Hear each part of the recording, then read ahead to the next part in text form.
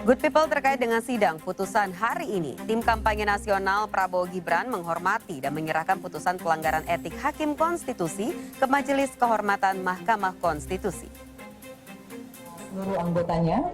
Tim kampanye nasional Prabowo Gibran meyakini apapun putusan etik Majelis Kehormatan Mahkamah Konstitusi terhadap sejumlah hakim MK tidak dapat merubah putusan yang dikeluarkan 16 Oktober 2023 lalu tentang memperbolehkan seseorang di bawah 40 tahun mencalonkan diri sebagai capres maupun cawapres apabila pernah atau sedang menjabat kepala daerah.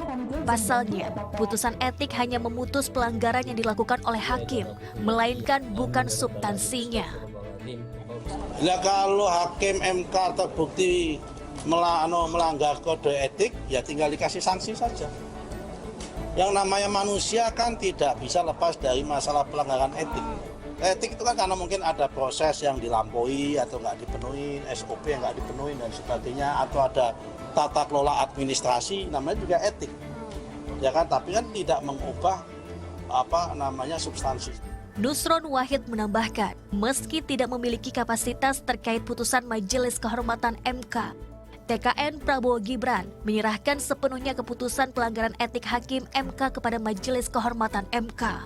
Menurutnya, usaha untuk membatalkan keputusan Mahkamah Konstitusi terkait batas usia capres dan cawapres merupakan langkah menjegal Gibran Rakabuming Raka yang maju sebagai bakal calon wakil presiden dari Prabowo Subianto.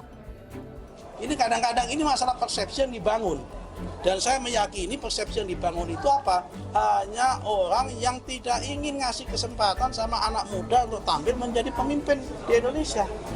Yaitu menjegal Mas Gibran. Kenapa? Karena mereka sadar bahwa pemilih muda itu jumlahnya banyak. Sebelumnya, Prabowo Subianto akhirnya umumkan Gibran Rakabuming Raka sebagai pendampingnya usai capai kata sepakat dengan partai-partai koalisi Indonesia Maju.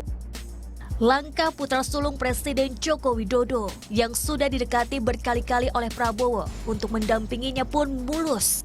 Usai Mahkamah Konstitusi mengumumkan dikabulkannya gugatan batas usia capres-cawapres, yakni warga negara Indonesia di atas 40 tahun atau pernah dan atau sedang menjabat sebagai kepala daerah, bisa mencalonkan diri menjadi calon presiden dan wakil presiden.